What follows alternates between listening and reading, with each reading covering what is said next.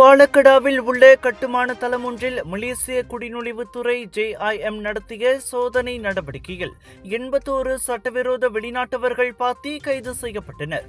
127 பேரிடம் மேற்கொள்ளப்பட்ட சோதனையில் 73 ஆண்கள் மற்றும் 8 பெண்கள் கைது செய்யப்பட்டனர்.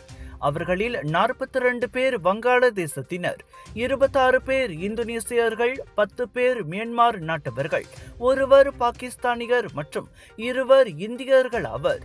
செல்லுபடியாகும் அனுமதி பத்திரம் இன்றி நாட்டில் தங்கியிருந்தது, அனுமதிக்கப்பட்ட காலத்தை மீறி தங்கியது மற்றும் குடிநுழைவு விதிமுறைகளை மீறியது உள்ளிட்ட குற்றச்சாட்டுகளின் கீழ் அவர்கள் விசாரணைக்கு உட்படுத்தப்பட்டுள்ளனர்.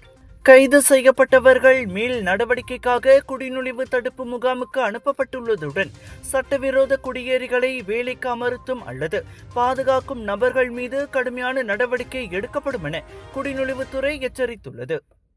மக்களே, பிக் இந்தியா ஷாப்பிங் ஃபெஸ்டிவல் மற்றும் போடி மச்சா வைரல் ஃபுட் ஃபெஸ்டிவல் இப்பொழுது லோட்டஸ் ஈப்போ கார்டன் ஈப்போவில் ஆகஸ்ட் 6 தொடங்கி 9 வரை நியூ அரைவல்ஸ் மற்றும் போட்டிக் கலெக்ஷன்ஸ், ஹோல்சேல் விலையில் sari, kurta, kurtis, imitation jewellery, tattoo artist, kitchenware அனைத்தும் ஒரே இடத்தில்.